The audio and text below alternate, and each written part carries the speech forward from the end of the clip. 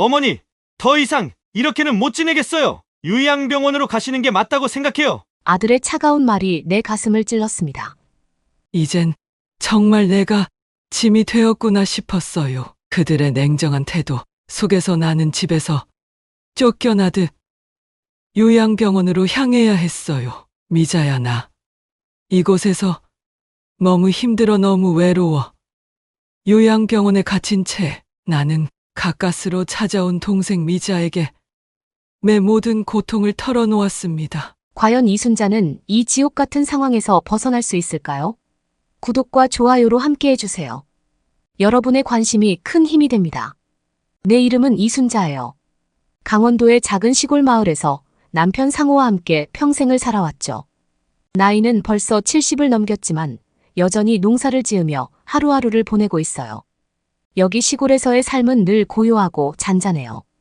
아침에는 일찍 일어나 부엌에서 남편과 함께 아침밥을 준비하고 밭으로 나가 일손을 돕곤 해요. 늘 같은 일상이지만 우리 부부에게는 그것만으로도 충분히 행복한 삶이에요. 남편 상호는 말수가 적은 사람이에요. 겉으로는 무뚝뚝해 보일지 몰라도 속은 누구보다도 따뜻한 사람이죠. 늘 나를 먼저 챙기고 힘든 일은 혼자 다 맡아서 하곤 했어요. 여보, 내가 다 할 테니 당신은 쉬어요. 라는 말이 입에 달고 살았죠. 그런 남편 덕에 나는 참 행복한 시간을 보냈어요. 아침이 되면 창문 밖으로 부드러운 햇살이 문밭 위로 내려앉는 모습을 볼 수 있어요. 여름이면 초록빛이 가득한 들판이, 가을이면 황금빛으로 물드는 풍경이 참 아름답죠. 이런 시골에서의 평화로운 일상을 즐기며 사는 것이 우리 부부에게는 큰 행복이었어요. 봄이 오면 마을 전체가 생기를 되찾아요. 겨울 동안 얼어붙었던 땅이 녹고 새싹들이 고개를 내밀며 파릇파릇한 잎사귀를 펼치는 모습을 보면 마음까지도 따뜻해지는 기분이에요. 남편과 나는 이맘때가 되면 가장 바빠져요. 마당에서 텃밭을 일구고 논밭에서는 모내기를 준비하느라 정신이 없어요. 아침부터 저녁까지 일을 하고 나면 몸은 피곤하지만 마음만큼은 상쾌해요. 여보, 올해도 농사가 잘 되겠지?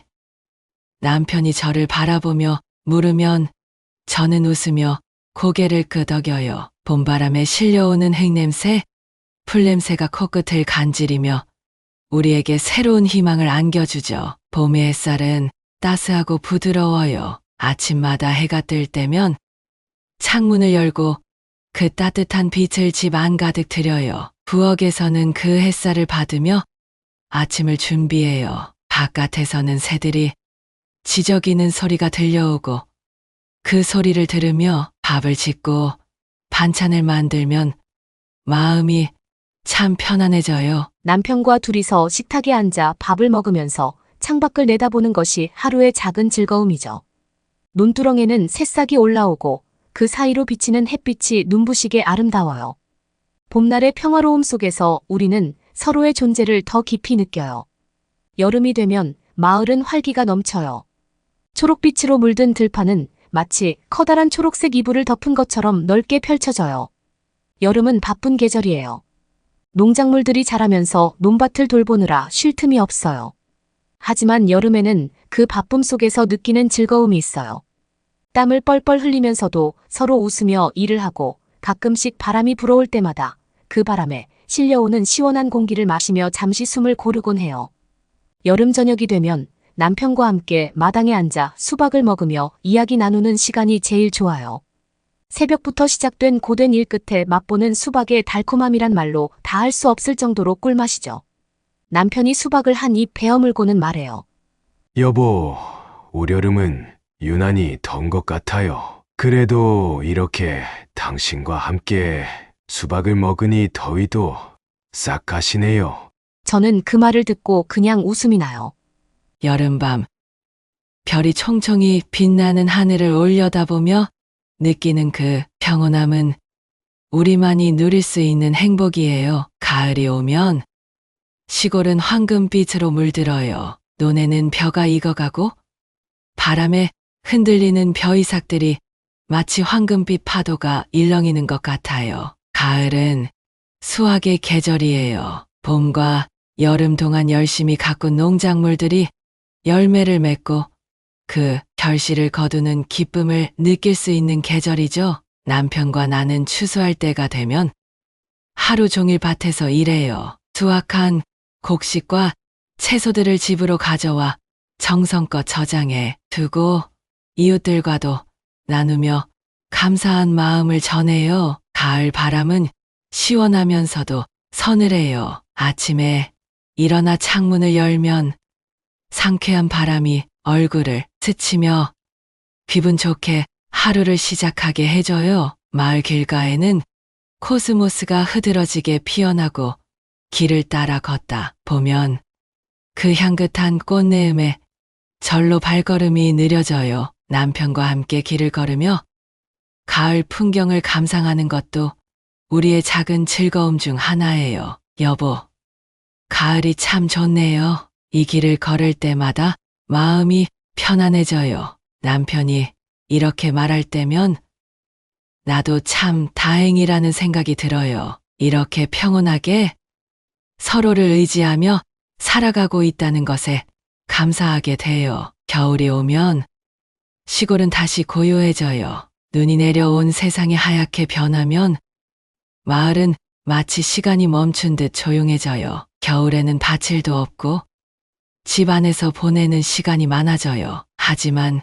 그 속에서도 우리는 서로를 챙기며 따뜻한 시간을 보내요. 남편과 나는 겨울이 오면 아궁이에 불을 지피고 함께 온돌방에 누워 이야기 나누는 걸 좋아해요. 그때마다 우리는 지난 1년을 돌아보고 내년을 계획해요. 여보, 올해도 참 열심히 살았어요. 내년에는 더 좋은 일이 있을 거예요. 남편이 이렇게 말하면 나는 그의 손을 꼭 잡고 미소를 지어요. 겨울밤, 창밖으로 내리는 눈을 보며 느끼는 그 고요한 행복은 오직 이곳에서만 느낄 수 있는 것이죠. 겨울이면 또다시 명절이 다가와요. 그럴 때마다 나는 마음이 참 복잡해져요. 예전에는 아이들이 모두 집에 모여 북적거리던 시절이 그리워지죠. 영철이와 희라가 어릴 때는 명절이 되면 늘 가족들이 함께 모여 음식을 준비하고 웃으며 대화를 나누었어요. 그때는 그렇게 행복한 시간이 당연한 줄 알았는데 이제는 그리운 추억이 되어버렸어요. 여보, 영철이한테 연락해봤어요? 남편이 어느 날 물었어요. 나는 그냥 미소를 지으며 대답했죠. 네, 연락했어요. 바쁘다고. 이번 명절에도 못 온대요. 속으로는 서운함이 밀려왔지만 겉으로는 아무렇지 않은 척했어요. 남편도 그 말을 듣고는 고개를 끄덕였지만 표정이 밝지 않았어요. 그럴 때마다 나는 희라 생각이 나요. 해외에 있는 딸에게는 이런 서운함을 표현할 수도 없고 그저 잘 지내고 있다는 말만 할 수밖에 없으니까요. 희라야, 엄마 아빠 잘 지내고 있으니까 걱정 말고 일 열심히 해라. 이렇게 말하면서도 딸의 목소리에서 느껴지는 그리움과 미안함을 느낄 수 있었어요. 우리 부부의 일상은 늘 같아요. 아침이면 논밭에 나가 일을 하고 점심에는 집에서 간단히 식사를 하고 오후에는 다시 밭으로 나가요. 가끔씩 동네 이웃들과 마을회관에 모여 이야기를 나누기도 하고 마을 잔치가 있으면 함께 음식을 준비하기도 하죠. 그런 일상이 우리에게는 큰 행복이었어요. 하지만 마음 한구석에는 늘 아이들에 대한 그리움과 서운함이 자리 잡고 있어요. 아이들이 떠난 뒤로 이 집이 점점 더 넓게 느껴지고 그 빈자리가 더 크게 느껴지곤 해요. 봄날의 따스한 햇살, 여름의 짙푸른 녹음, 가을의 황금빛 들판, 겨울의 고요한 설경 속에서 우리는 함께 했어요. 그 모든 계절을 함께 보낸 남편과의 시간은 나에게 소중한 기억으로 남아 있어요. 하지만 그 속에서도 느껴지는 허전함은 어쩔 수 없더군요. 아이들이 떠난 뒤로는 그 빈자리가 점점 더 커지고 그리움도 깊어졌어요. 이렇게 사계절이 바뀌면서 우리 부부의 일상도 반복되지만 그 속에서도 우리는 서로를 의지하며 살아가고 있어요. 아이들이 더 자주 찾아와 주기를 바라면서도 그들이 잘 살고 있다는 소식에 감사하며 하루하루를 보내고 있죠. 이제는 우리가 이렇게 함께 보낼 시간이 얼마나 남았을지 모르겠어요. 하지만 그 속에서도 서로를 아끼고 사랑하며 살아가고 있다는 것이 우리에게는 가장 큰 위안이죠. 오늘도 이렇게 평화로운 시골에서의 하루가 저물어 가고 있어요. 어느 날 남편과 나는 마당에 앉아 쉬고 있었어요. 바람이 살랑살랑 불어와서 기분 좋게 얼굴을 스쳐 지나가더군요. 이런 평화로운 날에는 저도 모르게 옛 생각이 나곤 해요. 아이들이 어렸을 때는 이 마당에서 뛰어놀던 모습이 눈에 선해요. 그때는 매일매일이 분주했지만 그만큼 집 안도 따뜻했고 웃음이 끊이지 않았죠. 여보, 우리 영철이는 정말 바쁜가 봐요. 명절마다 못 온다고 하니. 남편이 문득 말을 꺼냈어요. 저도 그 말에 고개를 끄덕였죠. 사실 마음속 깊은 곳에는 아들에 대한 섭섭함이 커져가고 있었어요. 그래도 대놓고 그런 말을 할 수가 없었죠. 자식이 잘 살고 있다는 것만으로도 감사해야 한다고 생각했으니까요. 그런데 얼마 지나지 않아 영철이에게서 전화가 왔어요. 오랜만에 들려오는 아들의 목소리에 반가움이 밀려왔어요. 어머니, 아버지! 요즘 잘 지내시죠? 목소리만 들어도 알 수 있었어요. 그동안 얼마나 바빴는지 아들의 목소리에는 피곤함이 묻어나 있었죠. 영철아, 내가 이렇게 전화해주니 반갑구나. 우리야, 늘 똑같지. 너는 잘 지내냐? 나는 최대한 밝은 목소리로 대답했어요. 그랬더니 영철이가 뜻밖의 말을 꺼내더군요. 어머니, 아버지, 이번에 큰 집으로 이사를 가게 됐어요. 방도 여러 개고 넓어서 어머니, 아버지를 모시고 싶어요. 저희랑 서울에서 같이 지내시면 어떨까요? 그 말을 듣고 가슴이 벅차올랐어요. 남편도 곁에서 그 말을 듣고 눈이 커지더군요. 평소 무뚝뚝한 남편이었지만 그 순간만큼은 얼굴에 미소가 가득했어요. 그래, 우리 아들이 철들었구나. 이제 부모를 모시고 살겠다고 하다니. 남편이 그렇게 말하며 눈시울이 붉어졌어요. 아들도 성숙해졌고 우리를 생각해 주는 마음이 너무 고마웠어요. 서울로 가서 아들과 며느리와 함께 지내면 좋겠다는 생각이 들었죠. 그래서 나는 남편과 상의한 끝에 우리가 가지고 있던 땅을 팔기로 했어요. 그동안 고생해서 모은 재산을 아들에게 주고 우리도 서울에서 편하게 지내기로 마음을 먹었죠. 며칠 뒤 남편과 나는 아들에게 모든 걸 털어놓고 상의했어요. 영철아, 너희랑 함께 살려면 돈도 필요할 텐데. 우리가 가진 땅을 팔아서 너희 집에 보태줄게. 아들은 그 말을 듣고 한참을 망설이더니 고개를 끄덕였어요. 그럼 아버지, 어머니가 편하시면 그렇게 하시죠. 저희도 어머니, 아버지와 함께 지내면 좋겠어요. 그렇게 우리는 모든 걸 정리하고 서울로 올라가기로 했어요. 땅을 팔아받은 돈은 아들 부부에게 주고 우리도 아들과 함께 새 출발을 하기로 했죠. 그때는 참 기분이 좋았어요. 평생 시골에서만 살다가 서울로 올라가 아들 내외와 함께 산다는 것 자체가 새로운 시작처럼 느껴졌어요. 서울로 이사 가는 날, 나는 남편과 함께 설레는 마음으로 짐을 쌌어요. 아침 일찍부터 마을 사람들에게 인사를 하고 정든 집을 떠나기 전 마지막으로 마당을 둘러보았죠.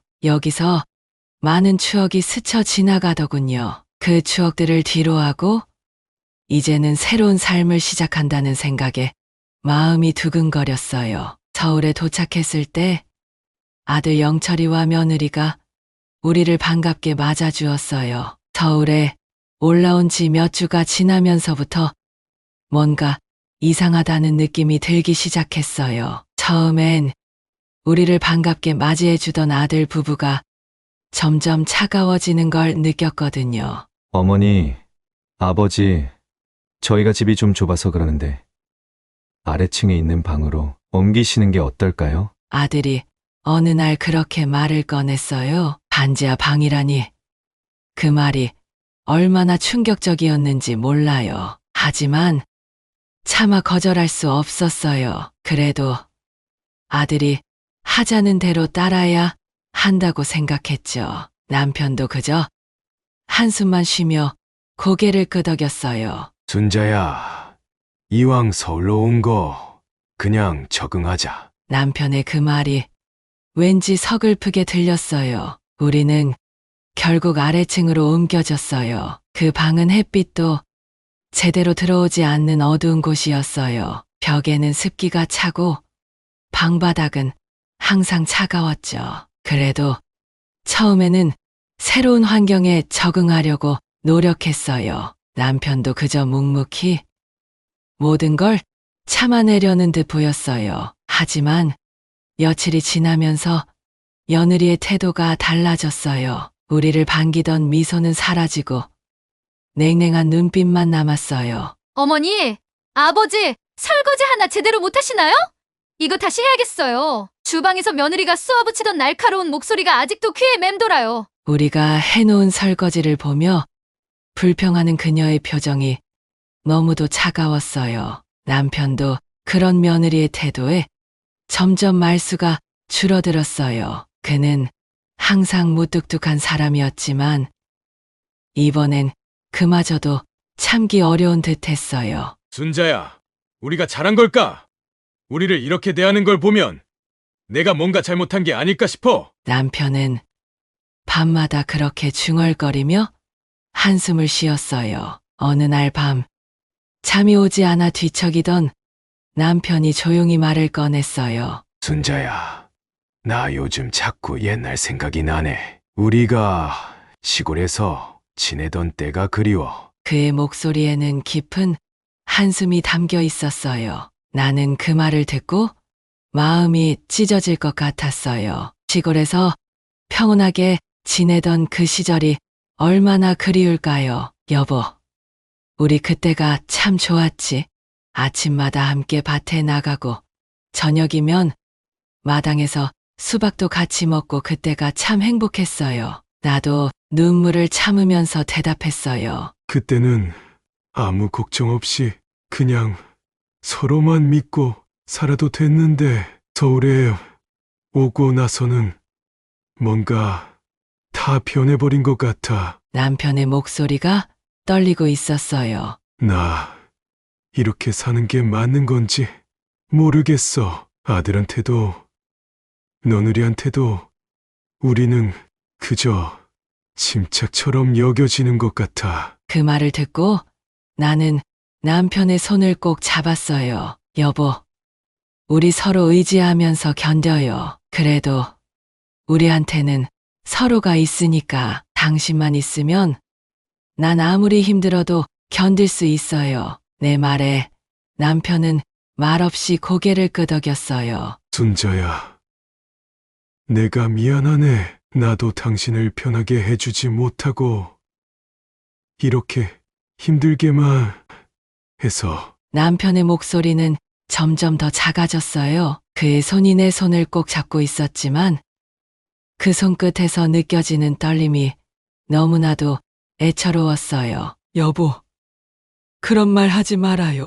우리 이렇게 함께 있는 것만으로도 난 충분해요. 나는 울컥하는 마음을 억누르며 남편에게 말했어요. 남편은 아무 말 없이 나를 가만히 끌어안았어요. 그 순간 내 눈에서는 눈물이 주르륵 흘러내렸어요. 남편의 어깨가 떨리는 것을 느끼면서 나도 더 이상 울음을 참을 수 없었어요. 남편은 점점 더 힘이 없어졌어요. 매일매일 그가 조금씩 사라져 가는 것 같았어요. 그럴 때마다 나는 마음이 찢어지는 것 같았어요. 남편이 없으면 나도 이제 더는 버틸 힘이 없을 것 같았어요. 남편의 건강이 악화될수록 나는 점점 더 불안해졌어요. 어느 날은 며느리가 말하더군요. 아버지, 아침에 운동 나가시고 나면 꼭 샤워 좀 하세요. 아버지 몸에서 냄새가 나서 참을 수가 없어요. 그 말이 남편에게 얼마나 큰 상처를 줬는지 나는 알 수 있었어요. 그날 밤 남편은 잠을 이루지 못했어요. 순자야, 내가 정말 냄새가 나는 걸까? 내가 더럽고 불편한 사람이 된 걸까? 남편은 그렇게 말하며 한숨을 쉬었어요. 남편의 건강도 점점 나빠지기 시작했어요. 차가운 겨울날 보일러가 고장났는데도 아들 부부는 고쳐줄 생각도 하지 않았어요. 어머니, 아버지, 저희가 바빠서 이따가 고칠게요. 그렇게 말하면서도 정작 보일러는 계속 고장난 채로 방치되었어요. 그 추운 방에서 우리는 서로를 꼭 껴안고 잠을 자야 했어요. 남편의 체온이 느껴질 때마다 그가 떠날까봐 두려웠어요. 어느 날 밤 남편은 나지막한 목소리로 내 이름을 불렀어요. 순자야, 그의 목소리에는 힘이 없었어요. 나는 급히 그의 얼굴을 바라보았죠. 왜 그래요? 여보, 어디 아픈가요? 나는 걱정스러운 마음에 물었어요. 남편은 말없이 고개를 젓고 내 손을 꼭 잡았어요. 순자야, 나 당신한테 해준 게 뭐 있나 싶어. 우리가 이러려고 서울에 온 건 아니잖아. 그의 눈에는 눈물이 고여 있었어요. 내가 당신을 행복하게 해주지 못하고 이렇게 힘들게 해서 미안해. 정말 미안해. 그 말을 듣고 나는 가슴이 아파서 말이 나오지 않았어요. 여보, 그런 말 하지 말아요. 당신이 있어서 난 그게 충분했어요. 당신만 있으면 난 아무리 힘들어도 괜찮아요. 나는 울컥하는 마음을 애써 참으며 말했어요. 남편은 그저 말없이 고개를 끄덕였어요. 그가 느끼는 고통과 무력감이 내 마음속 깊이까지 스며들었어요. 나는 그의 손을 더 꽉 잡았어요. 여보, 우리 서로를 지켜주기로 했잖아요. 그러니까 우리 끝까지 함께해요. 당신만 있으면 난 아무리 힘들어도 괜찮아요. 남편은 그저 나를 가만히 안고 있었어요. 그 순간 내 눈에서는 눈물이 주르륵 흘러내렸어요. 남편의 어깨가 떨리는 것을 느끼면서 나도 더 이상 울음을 참을 수 없었어요. 그날 밤 우리는 서로를 꼭 끌어안고 한참을 그렇게 있었어요. 그 순간만큼은 우리가 아직 서로를 지켜주고 있다는 사실에 이안을 얻었어요. 그러나 남편의 건강은 날이 갈수록 악화되었어요. 그리고 결국 그가 내 곁을 떠나는 날이 오고 말았어요. 그날 아침 나는 남편이 침대에서 일어나지 못하는 모습을 보았어요. 그의 얼굴은 창백했고 숨소리는 점점 더 희미해져 갔어요. 나는 급히 그의 손을 잡고 눈물을 흘리며 그의 이름을 불렀어요. 여보, 나 좀 봐요. 제발 눈 좀 떠봐요. 남편은 마지막으로 나를 바라보며 미소를 지었어요. 순자야, 이제 난 가야 할 것 같아. 미안해. 정말 미안해. 그 말이 그의 마지막 말이었어요. 나는 그의 손을 놓지 않으려고 필사적으로 노력했지만 그의 손은 점점 더 차가워졌어요. 남편이 떠난 후 나는 더 이상 아무것도 할 수가 없었어요. 집안은 더 차가워졌고 아들 부부는 나를 대하는 태도가 더욱 냉랭해졌어요. 남편이 떠난 뒤에는 그들의 진심이 더 뚜렷하게 드러났어요. 나는 그저 살아남기 위해 하루하루를 견뎌야 했어요. 장례식 날, 희라가 급히 귀국했어요. 공항에서 곧장 장례식장으로 달려온 딸을 보니 그제야 실감이 나더군요. 내 딸이지만 그 순간만큼은 내가 가장 의지하고 싶었던 존재였어요. 엄마. 희라가 나를 끌어안으며 울었지만 나는 그저 무기력하게 그녀의 등을 토닥일 수밖에 없었어요. 모든 감정이 마비된 것처럼 나는 그녀의 품에서조차 따뜻함을 느낄 수 없었어요. 희라는 눈물로 가득 찬 눈으로 오빠를 바라보았어요. 오빠, 왜 이렇게 됐어? 왜 아버지를 이렇게 보냈어? 희라는 오빠에게 물었지만 나는 오빠를 보호하기 위해 애써 태어난 척해야 했어요. 희라야, 내 오빠도 힘들었어. 우리 모두 힘들었어. 나는 그렇게 말하면서도 마음속 깊은 곳에서 끓어오르는 분노와 슬픔을 감추지 못했어요. 희라는 나를 안으며 울음을 터뜨렸어요. 엄마, 우리가 왜 이렇게 돼야 했어요? 아버지를 지켜드리지 못해서 너무 죄송해요. 희라의 그 말이 내 가슴을 찢어 놓았어요. 나는 그저 딸을 안고 말없이 눈물을 흘릴 수밖에 없었어요. 이 모든 것을 말할 수 없다는 사실이 더욱 괴로웠어요. 장례식이 끝난 후 희라는 다시 싱가포르로 돌아갔어요. 엄마, 오빠와 잘 지내세요. 아버지 없이도 우리 힘내야 해요. 희라는 그렇게 말하며 나를 안아주었지만 나는 그 말이 너무도 슬프게 들렸어요. 딸에게 모든 진실을 말하지 못하고 숨기는 것이 얼마나 고통스러운지 그 누구도 이해하지 못할 거예요. 희라가 떠난 후 나는 혼자 남게 되었어요. 남편을 잃은 슬픔도 크지만 아들 부부의 태도가 점점 더 악랄해지는 것이 더 견디기 어려웠어요. 어머니, 아버지가 돌아가셨으니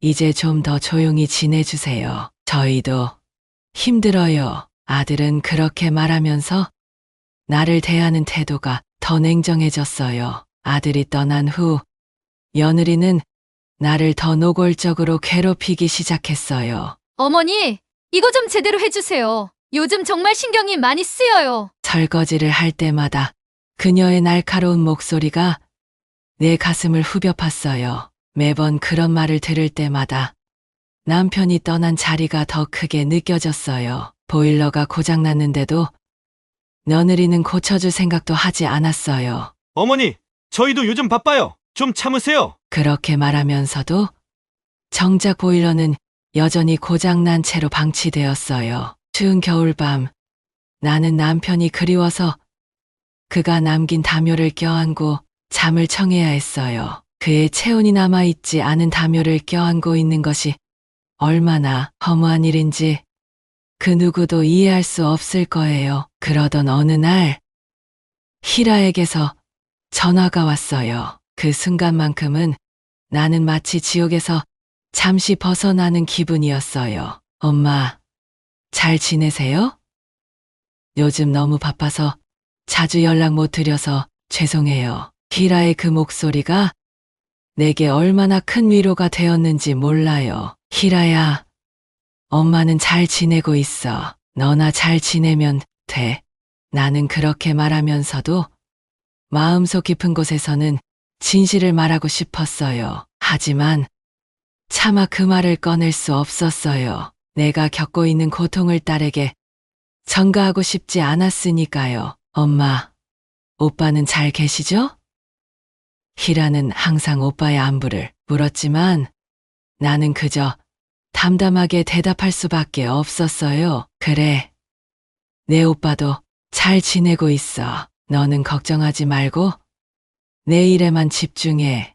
나는 그렇게 말하면서도 내 목소리 속에 깃든 슬픔을 숨길 수 없었어요. 희라와의 통화가 끝나면 나는 다시 현실로 돌아와야 했어요. 며느리의 차가운 눈빛, 아들의 냉정한 태도, 그리고 남편이 없는 빈 방 모든 것이 나를 짓눌렀어요. 하지만 나는 그 모든 것을 견뎌야만 했어요. 남편이 떠난 후에도 내가 견뎌야 할 것은 아직 많이 남아 있었어요. 그렇게 나는 하루하루를 버텨나갔어요. 기라의 전화가 올 때마다 잠시나마 위안을 얻었지만 그 전화가 끝나면 다시 차가운 현실로 돌아와야 했어요. 매일 밤 나는 남편이 남긴 담요를 끌어안고 잠을 청했어요. 그의 부재가 너무도 크게 느껴져서 그를 그리워하는 마음이 점점 더 깊어졌어요. 그러던 어느 날 나는 스스로에게 묻기 시작했어요. 이게 정말 내가 살아야 할 삶일까? 남편을 잃고 아들 부부의 냉대 속에서 하루하루를 견디며 살아가는 것이 정말 내게 주어진 운명일까? 나는 그 질문에 답을 찾지 못한 채 그저 묵묵히 하루하루를 보내고 있었어요. 남편이 떠난 후 내 삶은 더욱 고통스러워졌어요. 혼자 남게 된 나는 아들 부부의 냉대 속에서 하루하루를 견디며 살아가야 했어요. 남편이 살아있을 때는 그래도 그가 내 곁에 있다는 것만으로도 버틸 수 있었지만 이제는 그마저도 없으니 모든 게 더 힘들게만 느껴졌어요. 남편이 떠난 그날 이후 집안은 더욱 차가워졌어요. 늦가을이 되면서 날씨도 급격히 쌀쌀해졌고 창문을 열면 차가운 바람이 스며들어와 내 마음을 더 서늘하게 만들었어요. 바람 소리가 창문 밖에서 윙윙거리며 불어오는 밤이면 나는 남편이 곁에 없다는 사실이 더욱 뼈저리게 느껴졌어요. 그와 함께했던 따뜻한 나날들이 이제는 그리운 추억으로만 남아버린 것이 슬펐어요. 아들 부부의 태도는 점점 더 악랄해졌어요. 아들은 나를 무시하듯이 대했고 며느리는 더 이상 나를 인간으로 대하지 않는 듯 했어요. 아침에 눈을 뜨면 내 앞에는 끝없이 쌓여있는 집안일들이 기다리고 있었어요. 남편이 살아있었을 때는 그나마 함께 할 수 있었지만 이제는 모든 것이 내 몫이 되어버렸어요. 이 집안에서 내 존재는 점점 더 희미해져 가는 것만 같았어요. 어머니, 아버지가 돌아가셨으니 이제 집안일도 좀 도와주세요. 저희도 바빠서 더 이상 이렇게 못 살겠어요. 며느리가 그렇게 말할 때 나는 그저 고개를 끄덕일 수밖에 없었어요. 마음속에서는 분노가 치밀어 올랐지만 그것을 표현할 힘조차 없었어요. 마음은 마치 얼어붙은 것처럼 무겁기만 했어요. 집안일은 점점 내 몫이 되었어요. 아침에 일어나자마자 설거지를 하고 청소를 하고 점심과 저녁을 준비해야 했어요. 그러나 그들이 나에게 고마워하기는커녕 오히려 더 많은 일을 시켰어요. 며느리의 차가운 눈빛과 날카로운 목소리가 날마다 내 가슴을 찌르듯 아팠어요. 어머니, 이건 왜 이렇게 된 거예요? 도대체 뭐 하시는 거예요? 며느리가 쏘아붙일 때마다 나는 그저 고개를 숙일 수밖에 없었어요. 그 순간순간이 나를 조금씩 무너뜨리고 있었어요. 어느 날 나는 며느리가 부엌에서 소리치는 소리를 들었어요. 어머니, 도대체 왜 이렇게 무능하세요? 저희가 어머니를 모시는 이유가 뭐죠?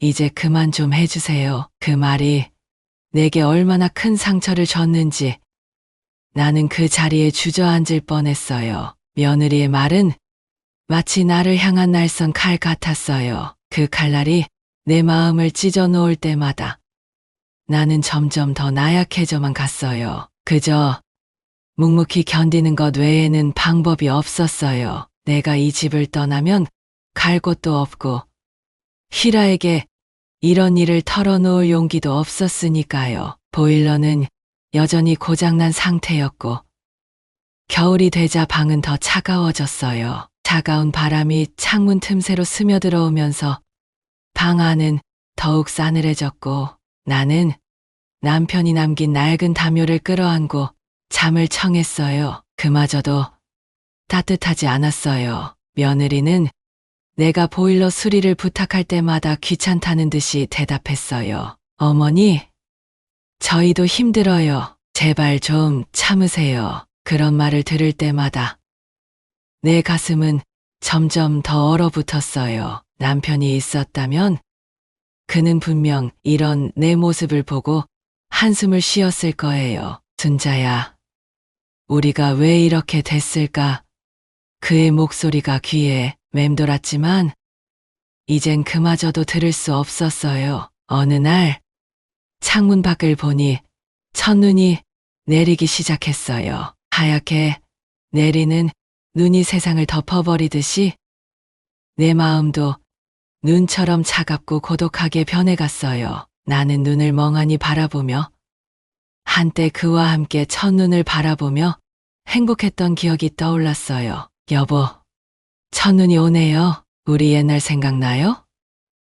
나는 혼잣말로 중얼거렸지만 대답해 줄 사람은 없었어요. 남편이 떠난 빈자리는 그 어떤 것도 채울 수 없었어요. 그러던 어느 날 아들이 퇴근 후 집에 돌아와서 나를 불러 앉히더군요. 어머니, 이제는 좀 알아서 하세요. 저희도 힘들어서 더 이상 이렇게는 못 지내겠어요. 그 말이 얼마나 가슴을 아프게 찔렀는지 몰라요. 아들은 더 이상 내게 미소를 보이지 않았고 그저 차가운 눈빛으로 나를 바라볼 뿐이었어요. 아들의 그런 태도가 내 가슴을 저릿하게 만들었어요. 내 아버지가 살아있었다면 이런 일이 없었을 텐데 그가 나를 향해 던지는 말 한마디 한마디가 내 마음속 깊이 상처를 남기고 있었어요. 그날 밤 나는 남편의 사진을 꺼내 들고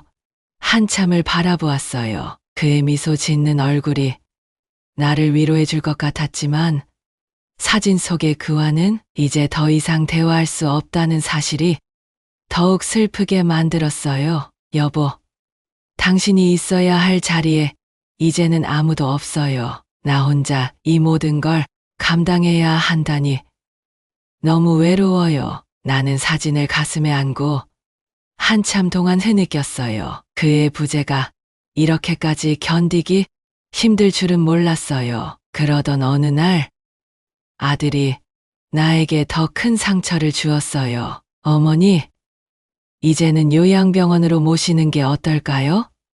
저희도 이제는 더 이상 어머니를 돌볼 수가 없어요. 그 말이 내게 얼마나 충격적으로 다가왔는지 몰라요. 내가 이 집에서 쫓겨나는 기분이었어요. 남편을 잃은 슬픔이 채 가시기도 전에 이제는 내가 있을 자리가 없어진 것 같았어요. 그들이 나를 요양병원으로 보내려는 이유는 따로 있었어요. 얼마 전 희라가 나에게 전화를 걸어 오빠와의 관계를 물었을 때 아들이 잠시 당황했던 것을 나는 기억해요. 그는 희라가 우리 사이의 문제를 눈치챌까봐 불안해하고 있었어요. 희라가 언제 또 갑자기 한국에 들어올지 몰라요. 어머니, 혹시라도 희라나 다른 친척들이 알게 되면 저희도 곤란해요. 아들은 그렇게 말하면서 나를 요양병원으로 보내려는 이유를 숨기지 않았어요. 그들의 악행이 드러날까 두려워 나를 멀리 떨어뜨려 놓으려는 것이었죠. 며느리는 그런 아들의 말을 받아들여 나를 요양병원으로 보내는 것을 당연하게 여겼어요. 어머니, 이제는 편하게 지내세요. 저희도 이젠 어머니를 더 돌보기 힘들어요. 그 말이 내 마음을 산산조각 내었어요. 나는 그저 고개를 숙이고 그들의 말을 따를 수밖에 없었어요. 이 집에서 쫓겨나는 기분이었지만 내가 할 수 있는 것은 아무것도 없었어요. 그 후로 나는 점점 더 고립되어 갔어요. 보일러가 고장난 방에서 하루하루를 버티며 남편이 남긴 담요를 끌어안고 잠을 청했어요. 그의 체온이 느껴지지 않는 담요를 껴안고 나는 매일 밤 눈물을 흘렸어요. 내 삶이 어떻게 이렇게 되었는지, 어떻게 이 지경에 이르렀는지 알 수 없었어요. 내가 이 가족을 위해 바친 세월들이 헛되이 느껴졌고, 그들이 나를 이렇게 대하는 것이 너무나도 서글펐어요. 그나마 희라에게서 전화가 올 때만이 나의 유일한 탈출구였어요. 그녀의 목소리를 들을 때마다 잠시나마 이 지옥에서 벗어나는 기분이었죠. 엄마, 잘 지내세요? 요즘 너무 바빠서 자주 연락 못 드려서 죄송해요. 희라의 그 목소리가 내게 얼마나 큰 위로가 되었는지 몰라요. 희라야, 엄마는 잘 지내고 있어. 너나 잘 지내면 돼. 나는 그렇게 말하면서도 마음속 깊은 곳에서는 진실을 말하고 싶었어요. 하지만 차마 그 말을 꺼낼 수 없었어요. 내가 겪고 있는 고통을 딸에게 전가하고 싶지 않았어요. 엄마, 오빠는 잘 지내고 계시죠? 희라는 항상 오빠의 안부를 물었지만 나는 그저 담담하게 대답할 수밖에 없었어요. 그래, 내 오빠도 잘 지내고 있어. 너는 걱정하지 말고 내 일에만 집중해. 나는 그렇게 말하면서도 내 목소리 속에 깃든 슬픔을 숨길 수 없었어요. 내 목소리가 떨리는 것을 희라가 눈치챌까봐 최대한 차분하게 말하려고 노력했어요. 희라와의 통화가 끝나면 나는 다시 차가운 현실로 돌아와야 했어요. 며느리의 차가운 눈빛, 아들의 냉정한 태도, 그리고 남편이 없는 빈 방 모든 것이 나를 짓눌렀어요. 나는 그저 이 상황에서 어떻게든 버텨야 한다고 생각했어요. 더 이상 선택지가 없는 것처럼 나는 그저 하루하루를 견디며 살아가야 했어요. 매일 밤 나는 남편이 남긴 담요를 끌어안고 잠을 청했어요. 그의 부재가 너무도 크게 느껴져서 그를 그리워하는 마음이 점점 더 깊어졌어요. 추운 겨울이 끝나고 봄이 다가올 즈음 방 안에는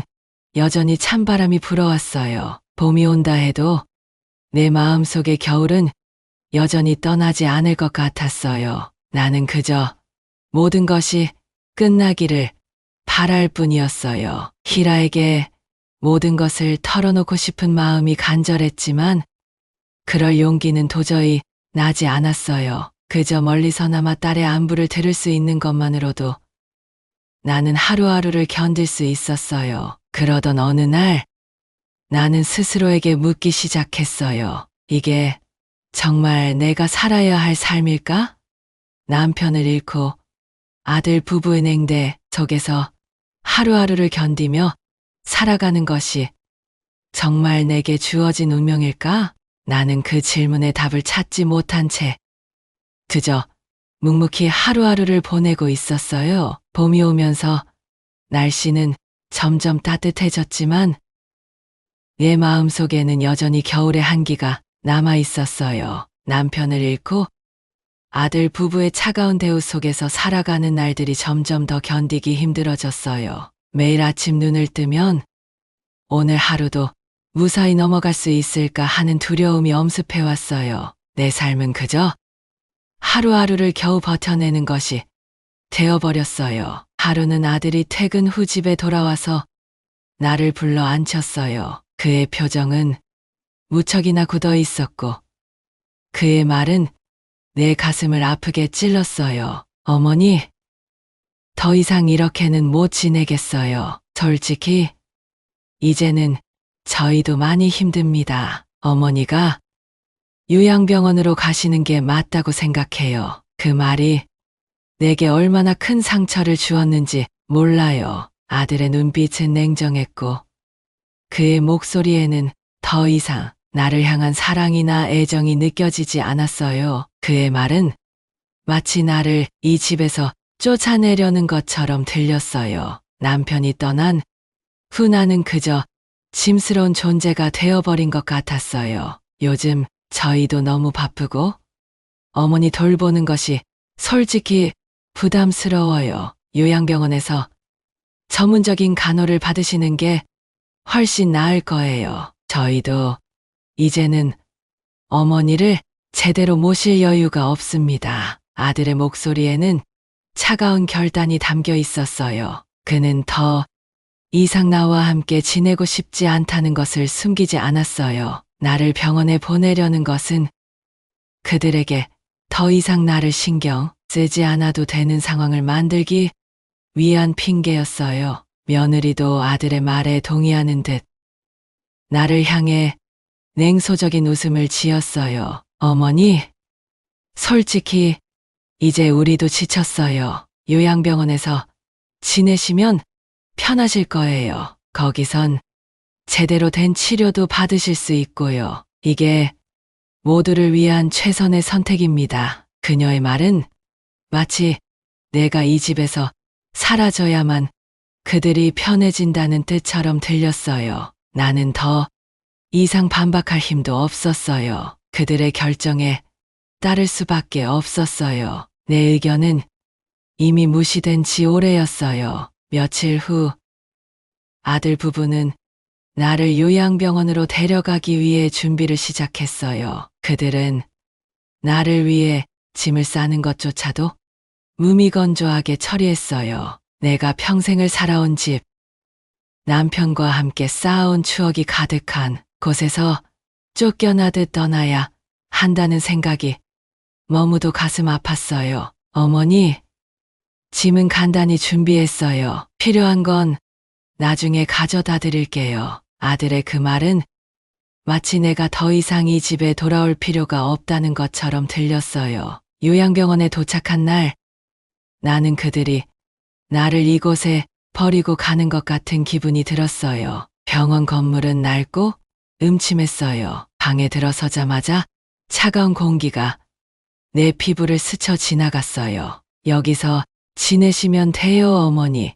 저희가 자주 찾아뵙겠습니다. 아들의 그 말은 너무나도 공허하게 들렸어요. 그들이 돌아가고 나서 나는 그저 혼자 남겨진 기분이었어요. 병원 방 안은 낯설고 차가웠어요. 내 삶에서 가장 중요한 부분이 송두리째 뽑혀나간 것 같은 기분이 들었어요. 며칠이 지나자 이곳이 단순한 요양병원이 아니라는 걸 알게 되었어요. 직원들은 친절해 보였지만 나는 그들의 진짜 의도를 알 수 없었어요. 그들은 내가 병원 밖과 연락을 시도할 때마다 핑계를 대며 전화를 막았어요. 어머니, 지금은 안정이 필요하셔서 외부와의 연락은 자제하셔야 해요. 그들의 말은 마치 내가 무언가 큰 잘못을 한 사람처럼 들렸어요. 처음에는 그저 내가 너무 예민하게 반응하는 게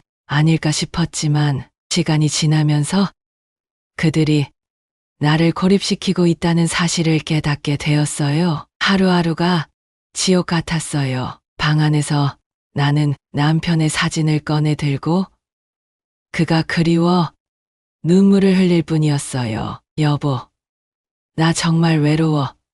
너무 힘들어. 그러나 그 말을 들어줄 사람은 이제 아무도 없었어요. 방 안은 항상 어둡고 외부와의 연락은 완전히 차단된 상태였어요. 그들은 내가 전화를 하려 할 때마다 안정이 필요하다는 이유로 나를 막았어요. 내가 아무리 간절히 전화를 걸려고 해도 병원 측은 끝까지 나를 고립시켰어요. 몇 주가 지나면서 나는 점점 더 쇠약해졌어요. 마음의 고통은 몸으로도 나타났어요. 매일같이 우울하고 기운이 없었어요. 병원에서는 나를 돌보는 척하면서도 사실 나를 무시하고 방치했어요. 그들은 나의 고통을 전혀 이해하지 못했어요. 오히려 내가 고통스러워할 때마다 안정을 취하라며 더 많은 약을 주었어요. 그 약들은 나를 더 무기력하게 만들었고 나는 점점 더 깊은 절망에 빠져갔어요. 그동안 히라 역시 엄마와의 연락이 두절된 것을 이상하게 생각하기 시작했어요. 처음에는 일이 바빠서 그럴 거라고 생각했지만 시간이 지나면서 점점 더 불안해졌어요. 엄마가 왜 이렇게 연락이 안 되지?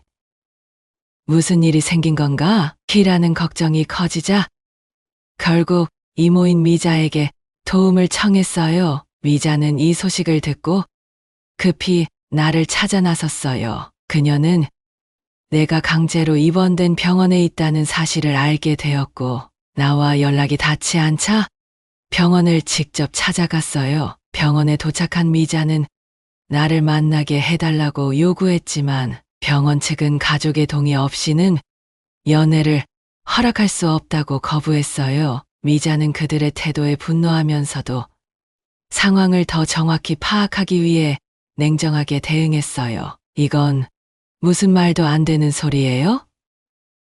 제가 언니를 만나야겠어요. 그렇지 않으면 경찰에 신고하겠어요. 미자는 단호하게 말했고 병원 측은 어쩔 수 없이 그녀를 내게 데려갔어요. 그날 미자가 나를 처음 봤을 때 그녀는 충격을 받은 듯한 표정으로 나를 바라보았어요. 병실 문이 열리자마자 그녀는 숨이 멎을 것처럼 놀라더군요. 언니 이게 대체 무슨 일이야? 왜 이렇게 됐어? 미자의 목소리에는 걱정과 분노가 뒤섞여 있었어요. 그녀의 눈에는 눈물이 맺혔고 손은 떨리고 있었어요. 나는 그저 이자를 보자마자 억눌렸던 감정을 터뜨리고 말았어요. 미자야. 목이 메인 채로 간신히 그녀의 이름을 불렀어요. 나 이곳에서 너무 힘들었어. 너무 외로웠어. 그 말이 끝나자마자 눈물이 하염없이 흘러내렸어요. 미자는 한 걸음에 달려와 내 손을 잡고 말했어요. 언니, 왜 이렇게 돼버린 거야? 도대체 무슨 일이 있었던 거야? 왜 연락도 안 됐어? 왜 여기에 혼자 있어? 나는 말을 하려다가도 목이 메어 더 이상 말을 잇지 못했어요. 그동안 쌓여온 모든 고통이 한꺼번에 몰려왔어요. 미자는 내 손을 꼭 잡으며 다독였어요. 언니, 괜찮아. 이제 나한테 다 말해. 도대체 무슨 일이 있었던 거야? 왜 아무한테도 말 안 했어? 미자의 목소리는 단호하면서도 따뜻했어요. 그녀의 말에 나는 조금씩 마음을 가라앉히고 그동안 겪어온 모든 일을 천천히 말하기 시작했어요. 미자야, 나 아들 부부가 날 이곳에 가둬뒀어. 아무 말도 못하게 하고 전화도 못하게 했어. 그저 이렇게 방치된 채로 살고 있어. 나는 그동안의 상황을 하나하나 설명했어요. 미자는 내 말을 들으면서 점점 얼굴이 일그러졌어요. 그녀의 눈에는 분노와 슬픔이 가득 차 있었어요. 언니, 왜 이렇게 미련해? 왜 진작에 나한테 말하지 않았어? 도대체 이게 뭐야? 아들 부부가 어떻게 언니한테 이럴 수 있어? 미자는 나를 다독이며 분노를 억누르려 애쓰는 모습이었어요. 나는 그저 고개를 떨군 채 그들의 냉대와 무관심 속에서 겪었던 고통을 모두 털어놓았어요. 미자는 내 손을 꼭 잡으며 말했어요. 언니, 이제 더 이상 여기 있을 필요 없어. 내가 다 해결할 거야. 내가 언니를 위해서 끝까지 싸울게. 그녀의 목소리에는 단호한 결의가 담겨 있었어요. 나는 그 말에 조금이나마 위로를 받았어요. 미자가 나를 구하러 온 것이 그나마 다행이라는 생각이 들었어요. 미자는 곧바로 법적 조치를 취하기 시작했어요. 그녀는 나를 요양병원에서 빼내기 위해 변호사와 상담했고 아들 부부가 나에게 한 행동들을 모두 밝혀내기 위해 노력했어요. 희라 역시 이 사실을 알게 되면서 한국으로 급히 돌아왔어요. 그녀는 엄마에게 무슨 일이 있었는지 알아내고 그동안 연락이 두절된 이유를 이해하게 되었어요. 희라가 병원에 도착했을 때 그녀는 나를 보고 눈물을 참을 수 없었어요. 엄마 미안해. 내가 너무 늦게 알아차렸어. 엄마한테 이런 일이 벌어지고 있는 줄도 모르고 그녀는 내 앞에 무릎을 꿇고 오열했어요. 나는 그저 딸의 머리를 쓰다듬으며 말했어요. 희라야, 괜찮아. 내가 알아줘서 와줘서 고마워. 그 말이 끝나자마자 희라는 나를 끌어안고 한참을 울었어요. 아들 부부의 악행이 드러나기 시작하면서 나는 드디어 이 지옥 같은 상황에서 벗어날 수 있는 희망을 보게 되었어요. 미자와 희라의 도움으로 나는 요양병원에서 나오게 되었고 그동안의 고통에서 벗어날 수 있었어요. 하지만 마음 한편에는 여전히 남편을 잃고 아들 부부에게 배신당한 상처가 깊게 남아 있었어요. 요양병원에서 나온 그날 나는 차가운 바람을 맞으며 한동안 하늘을 바라봤어요. 오랜만에 보는 맑은 하늘이었지만 내 마음 속에는 여전히 구름이 가득했어요. 미자와 희라가 내 곁에서 나를 부축하며 집으로 데려갔어요. 오랜만에 집으로 돌아왔지만 이곳은 더 이상 나의 집이 아닌 것처럼 낯설게 느껴졌어요. 엄마, 이제 우리 다시 시작해요. 미안해요. 그동안 너무 힘드셨죠? 희라는 내 손을 꼭 잡고 눈물에 젖은 얼굴로 나를 바라봤어요. 나는 그저 고개를 끄덕이며 그녀의 손을 감싸 쥐었어요. 하지만 마음속 깊은 곳에서는 아들 부부에게 느꼈던 배신감과 슬픔이 여전히 남아 있었어요. 며칠 후 미자는 변호사를 통해 아들 부부와의 법적 절차를 시작했어요. 그들은 내가 가진 재산을 노리고 나를 요양병원에 강제로 가둬놓고 외부와의 연락을 차단했던 모든 사실이 드러났어요. 그 과정에서 아들 부부는 더 이상 숨길 수 없는 사실에 직면하게 되었고 결국 법적 책임을 지게 되었어요. 나는 그들에게 더 이상 미련을 두지 않기로 결심했어요. 재판이 진행되면서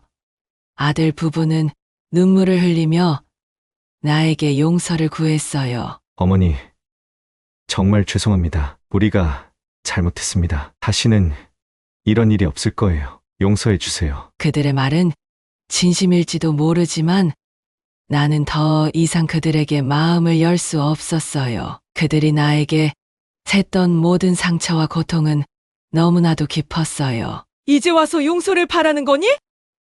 나는 그들을 차갑게 바라보며 말했어요. 너희가 나에게 했던 일을 잊을 수 없을 거야. 너희 아버지가 돌아가셨을 때부터 나는 이미 모든 걸 잃어버렸어. 이젠 너희도 내게 더 이상 남은 가족이 아니야. 나는 그 말을 끝으로 그들과의 관계를 완전히 끊기로 결심했어요. 결국 법원은 내 모든 재산을 되찾아줬고 아들 부부와의 연은 완전히 끊겼어요. 나는 미자와 희라의 도움으로 재정적 안정성을 되찾을 수 있었어요. 하지만 마음속 깊은 곳에서는 여전히 남편을 잃고 아들 부부에게 배신당한 상처가 남아 있었어요. 시간이 지나면서 나는 새로운 삶을 시작하기로 결심했어요. 더 이상 과거에 매달리지 않고 나만의 삶을 찾아 나가기로 했어요. 나는 남편과 함께했던 작은 시골집을 정리하고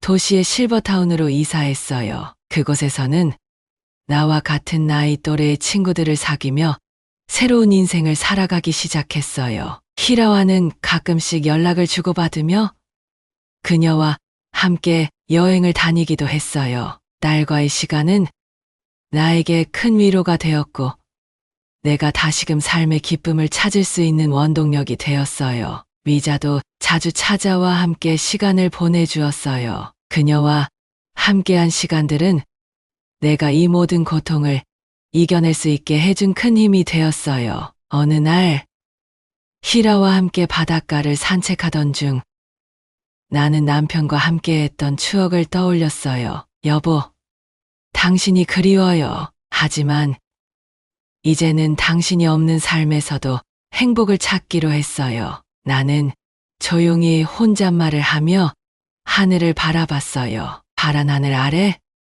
시원한 바람이 불어오면서 내 마음속의 어두운 구름들을 조금씩 걷어냈어요. 이제 나는 다시 살아가기로 결심했어요. 과거의 상처는 쉽게 지워지지 않겠지만 그 상처마저도 내 삶의 일부로 받아들이기로 했어요. 나는 남은 인생을 내가 사랑하는 사람들과 함께 하며 다시금 행복을 찾아 나가기로 했어요. 그리고 그 선택이 내게 새로운 시작을 가져다 줬어요. 이제 나는 매일 아침 새로운 하루를 맞이하며 희라와 미자, 그리고 새로운 친구들과 함께 살아가고 있어요. 내 인생의 여정은 여전히 이어지고 있으며 나는 그 여정 속에서 작은 행복을 찾으며 살아가고 있어요. 과거의 상처는 사라지지 않지만 그것을 딛고 일어선 나는 이제 다시 행복을 찾을 준비가 되어 있어요.